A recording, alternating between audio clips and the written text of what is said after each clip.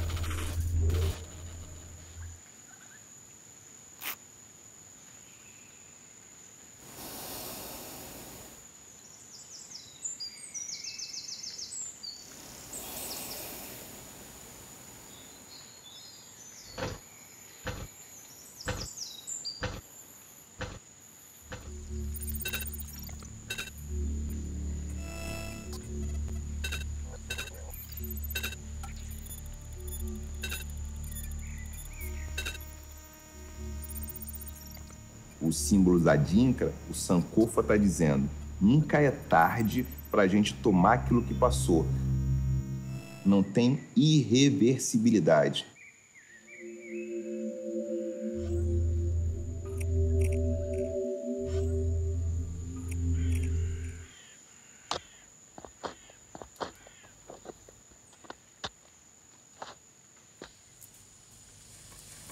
O passado também é da ordem da interpretação, da ressignificação. Essa reinterpretação, ela pode turbinar novas possibilidades de futuro, novas possibilidades de presente.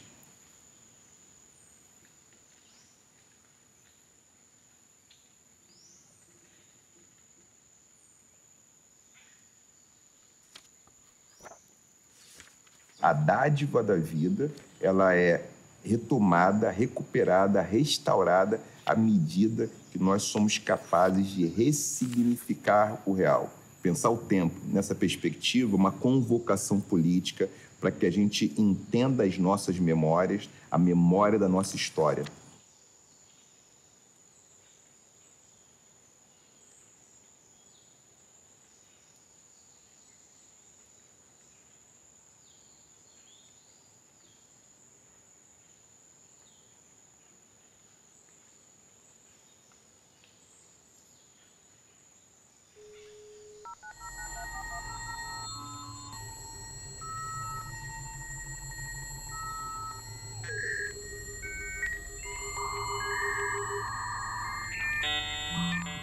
Ancestralidade é o cheiro da terra na sola dos pés dos pequenos. É o som do sal que mora nas ondas correntezas do teu peito, antes mesmo de te conhecer.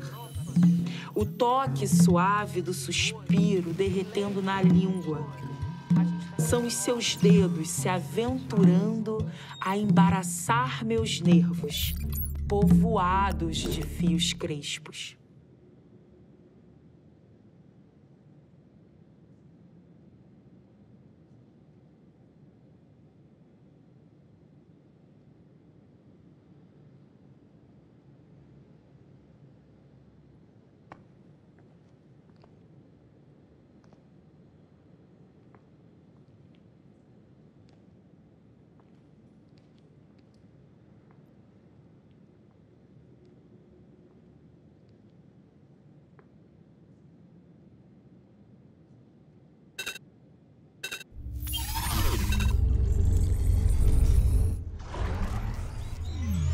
Mercedes Batista foi a primeira bailarina negra do Teatro Municipal do Rio de Janeiro. Mercedes sofreu muito como mulher negra e sendo a única bailarina que era boicotada em suas atividades no teatro. Pelo seu esforço, ela foi convidada por Catherine Durand para participar do balé em Harlem, nos Estados Unidos, que era um balé só de bailarinos negros. E ela foi e volta para o Brasil e cria o balé folclórico Mercedes Batista, baseando todos os movimentos utilizados nas danças de candomblé, criando um novo estilo de dança, a dança afro.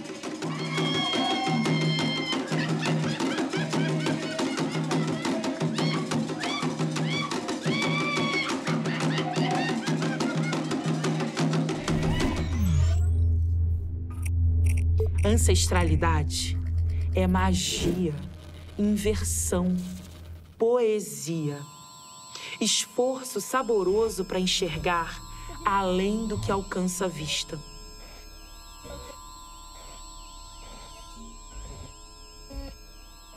A Pequena África e a Pedra do Sal representam uma ressignificação africana em solo brasileiro, fazendo com que, através da relação com um país tropical, como foram os países de onde vieram os africanos para cá, eles criassem possibilidades de sobrevivência e recriassem aqui uma forma de ser, ver, sentir e identificar esse país.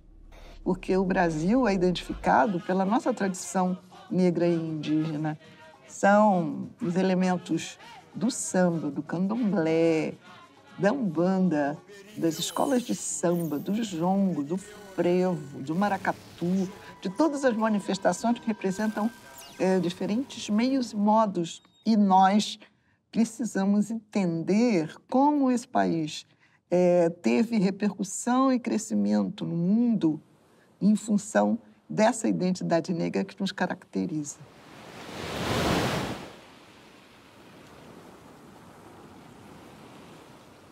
Pelo Cais do Valongo, chegaram mais de 4 milhões de africanos escravizados no Brasil.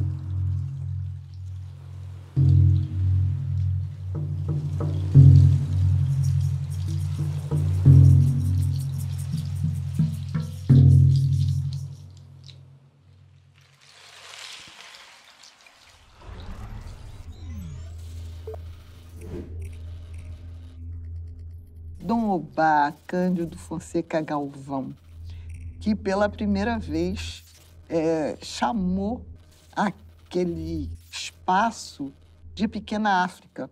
Nasceu de pais livres em Lençóis, na Bahia. Veio para o Rio de Janeiro e é consagrado alferes e é amigo do imperador. E Dom Obá foi comandando os voluntários da pátria. Só que ele volta e tem uma participação muito grande protegendo toda a comunidade preta dessa área da Pequena África, da Pedra do Sal, ali daquela área do Cais do Valongo. Em 1889, a gente tem a República. Tentaram desmoralizá-lo, chamá-lo de rei dos esfarrapados, mas, na verdade, ele é um homem negro e que tem consciência da sua origem e da sua realeza, vinda principalmente de um dos grandes reinos nigerianos, que é o reino de Ọ̀yọ́, do rei Xangô, o paladino da justiça, e que faz valer a sua condição de líder, de intelectual, de jornalista e até de militar.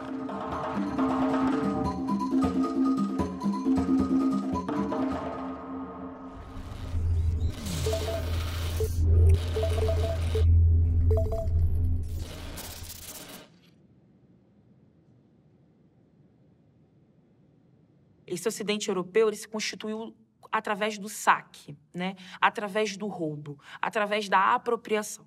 Então, ele vai se apropriar dessas formas de conhecimento, porque é inegável essa contribuição, né? Então, como que eu lido com ela? Primeiro eu me aproprio dela, depois eu faço um processo de falsificação e embranquecimento dela para dizer, né, que ela não pertence ao seu lugar de origem, mas que ela foi, então, pensada e idealizada por essa população branca. A gente tem o caso do Machado de Assis, né? Grande escritor negro brasileiro. Então, a contribuição do Machado de Assis para a literatura brasileira é inegável, né? Ninguém vai negar que Machado de Assis é importante, que a sua obra é importante, que tem um marco histórico-cultural importante. Então, o que eu faço com o Machado? Eu vou embranquecer o Machado de Assis. Eu vou retirar do Machado de Assis uma identidade negra.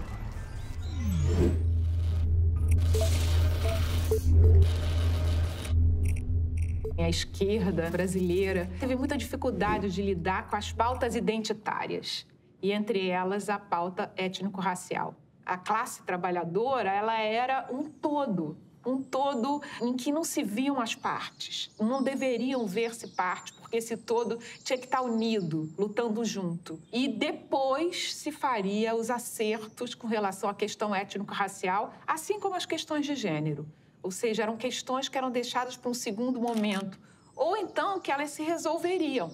Uma vez que se tivesse implantada a igualdade, a democracia, naturalmente essas questões seriam superadas.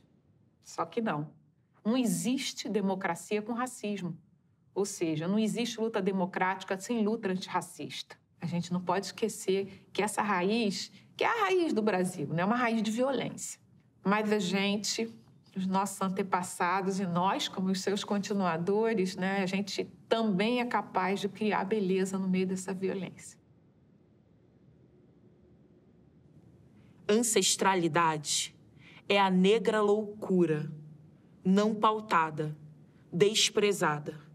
A subversão de todas as lógicas, a lembrança de um futuro construído fora de casa. Um instante exato de amolar o fio e passar a navalha. O sangue quente que corrói o tudo e constrói do nada. E eu ouvia muito minhas mais velhas lá atrás, a vovó Maria, a minha avó Armanda. Ela não sabia ler nem escrever, mas ela tinha uma sabedoria ímpar. Ela tinha uma sabedoria que era delas. A Yaya, que era minha mãe, que se foi também, a Yaya, ela sentava, ela conversava de um todo com você. Então, eu tive 4 mulheres fortes até chegar meu espaço agora. Então, cada vez que eu penso nelas, cada vez que eu me arrepio, elas estão comigo aqui. Veio de onde para estar aqui? Eu digo que vieram delas, das minhas ancestrais. Que quando eu chego no Benin e que fala assim, eu ainda comentei assim, eu vou ter que fazer aquele exame, aquele DNA, para saber qual é a origem das minhas ancestrais. O Runa Dabo levantou e falou assim, não, vieram tudo daqui, passaram por aqui. A Madame é beninoise, a filha é daqui, a filha voltou para casa.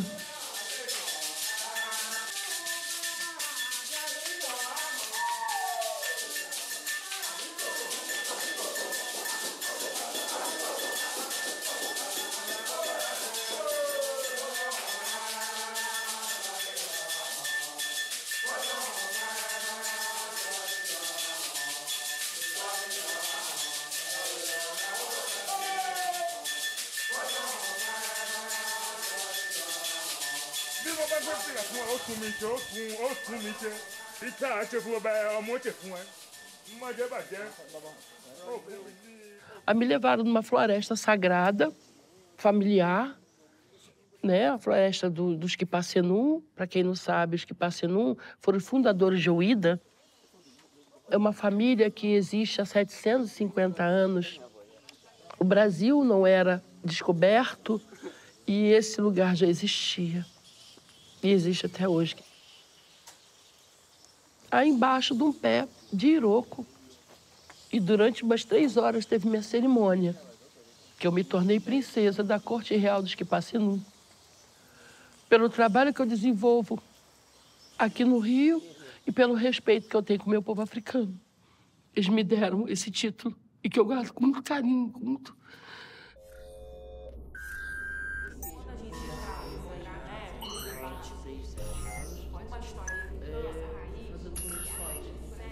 Ancestralidade é o avesso do começo, o cheiro quentinho de desejo fresco. É o melhor do mal e um bonzinho sem sossego. A imagem do que só sinto quando não te vejo. O côncavo e relutante movimento de abraçar a si mesmo.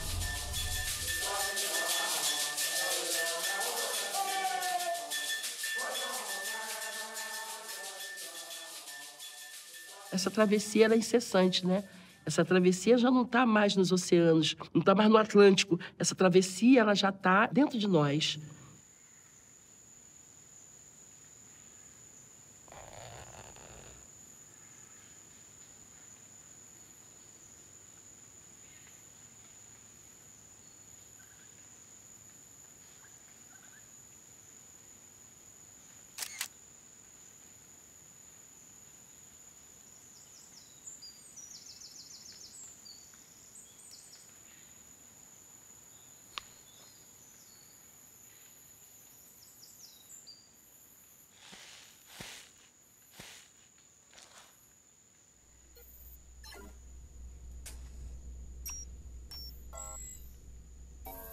Porque não tem fim, é início, meio, início. Porque as coisas são sempre passíveis de serem recomeçadas.